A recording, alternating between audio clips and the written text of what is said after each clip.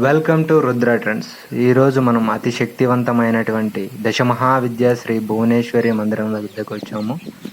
ఇది ఎక్కడుందంటే కడప జిల్లా చెల్మారెడ్డిపల్లెలో ఉందన్నమాట. చెల్మారెడ్డిపల్లె టు మాసిపల్లె పోయే రూట్లో కనం ఎక్కేటప్పుడు లెఫ్ట్ సైడ్కి ఉంటుంది. శ్రీమాత్రే నమః. శ్రీ భువనేశ్వరి దేవి నమః. ఈరోజు మనం దశమహావిద్య శ్రీ భువనేశ్వరి మందిరం సన్నిధిలో ఉన్నాము. ఆచార్యుల వారిని అడిగి ఈ దశమహావిద్య భువనేశ్వరి మందిరం యొక్క విశిష్టత కనుక్కుందాం. గంగాధర్ స్వామి, దశమహావిద్య భువనేశ్వరి దేవి మందిరం విశిష్టతలను గురించి మాకు చెప్పగలరా? దశమహావిద్యలు అంటే 10 మహావిద్యలు.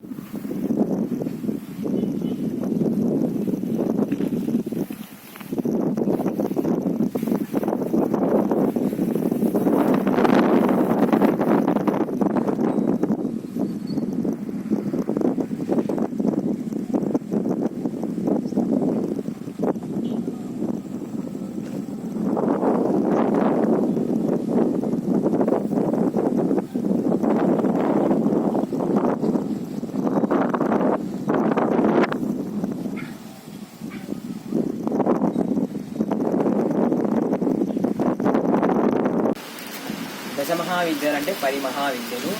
వారు కాళీమాత, తారామాత, షోడశీమాత, భువనేశ్వరి మాత, త్రిపుర భైరవి మాత, చిన్నమస్తా మాత, ధూమావతి మాత, బగలాముఖి మాత, మాతంగి మాత, కమలాత్మిక మాత. ఇలా ఇక్కడ ఈ మందిరంలో దశమహావిద్యలను ఒకే రూపంలోకి నిక్షిప్తం చేయడం పడినది. అలాగే ఇక్కడ 10 విద్యా సాధనలు జరుగుతూ ఉంటాయి. దశమహావిద్య భువనేశ్వరి మందిరంలో ఇది దేవరాయ అన్నమాట. ఇది ప్రతి సంవత్సరం కూడా పెరుగుతూ పోతూ ఉంది అన్నమాట. మన అగ్ర విద్యా సాధకుడైనటువంటి తిరుపతి మన దశమహావిద్య శ్రీ భువనేశ్వరి మందిరంలో జరగబోయే విశేష కార్య పూజలు మన తిరుపతి స్వామి గారు వివరిస్తారు. ఇంకేమాత ఇక్కడ అమ్మవారి దగ్గర ప్రతి శుక్రవారము అలాగే మంగళవారము కూడా కాగడా హారతి అనేటువంటిది జరుగుతుంది. ఈ యొక్క కాగడా హారతి ఇవ్వడం వల్ల భక్తులు వారి యొక్క సంకల్పాలను నెరవేర్చుకోవచ్చు. వారి యొక్క సంకల్పాలంటే కోరికలు కానీ, ఏదైనా సమస్యలు కానీ, ఆరోగ్యపరంగా కానీ, ఆర్థిక పరంగా కానీ, కుటుంబ సమస్యలు కానీ, కోర్టు పరంగా కానీ, అలాగే వీరి సమస్యలు ఏవైతే ఉంటాయో వాటన్నిటినీ కూడా ఈ యొక్క కాగడా హారతి ద్వారా వారి యొక్క కోరికలని అక్కడ ఆ యొక్క కాగడా హారతిలో అమ్మవారికి భక్తులు ఇస్తారు. ఎలా ఇస్తారంటే ఇక్కడ ఉన్నటువంటి దశమహావిద్యా సాధకులు ఆ యొక్క కాగడా హారతిని అక్కడ ఆ కాగడా హారతిలో వారి నేర్చుకున్నటువంటి విద్యలో ఉన్నటువంటి వారు కొన్ని మంత్రాలను సిద్ధించుకొని ఉంటారు. ఆ మంత్రాల యొక్క ప్రవ్యాసికను ఆ యొక్క కాగడాలో అమ్మవారికి చేస్తారు.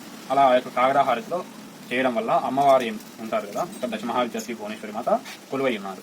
కాబట్టి ఇక్కడ దశమహావిద్యలు అంటే 10 మంది అమ్మవార్లు అంటే కాళీ, తార, షోడశి, భువనేశ్వరి, త్రిపుర భైరవి, చిన్నమస్తా, ధూమావతి, బగలాముఖి, మాతంగి, కమలాత్మిక దేవతలందరూ కూడా ఇక భువనేశ్వరి మాతలో నిక్షిప్తం చేయబడి ఉన్నారు.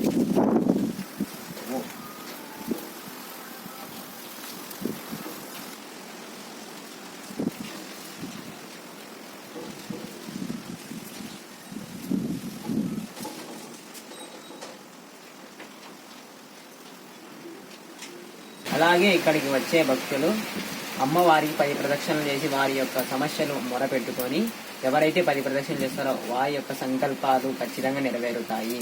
స్వామి, 10 ప్రదక్షిణలు ఎందుకు చేయాలి స్వామి?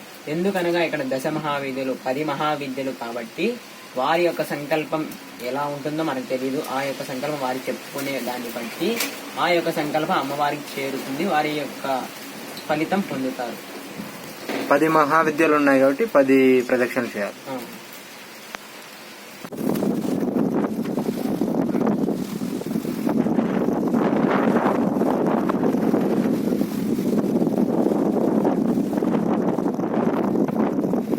ఇప్పుడు ప్రతి శుక్రవారము కూడా ఇక్కడ కాగడా హారతి అనేటువంటిది జరుగుతూ ఉంటుంది. ఈ యొక్క కాగడా హారతిలో కూడా వీరి యొక్క మనోసంకల్పాలను నెరవేర్చుకోవచ్చు. అది ఎలాగంటే ఇక్కడ దశమహావిద్యలు ఉన్నారు కదా, ఆ దశమహావిద్యలు కూడా దశమహావిద్యా సాధకులు కూడా ఉన్నారు. ఎవరెవరంటే కాళీ, తార, షోడశి, భువనేశ్వరి, త్రిపుర భైరవి, చిన్నమస్తా, బగలాముఖి, మాతంగి, కమలాత్మిక మాత యొక్క సాధకులు కూడా ఉన్నారు. వీరు అమ్మవారి యొక్క సాధన చేస్తూ ఉంటారు. వీరు వారు సిద్ధించుకున్నటువంటి మంత్రాల ద్వారా ఈ యొక్క కాగడా హారతిలో ప్రవ్యాసిక చేస్తారు. ప్రవ్యాసిక రూపంలో అమ్మకు చేరవేస్తారు.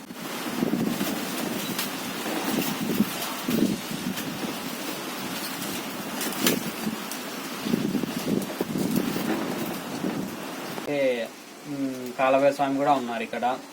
ఆయనకు ఎలా అని మీరు అడగవచ్చు.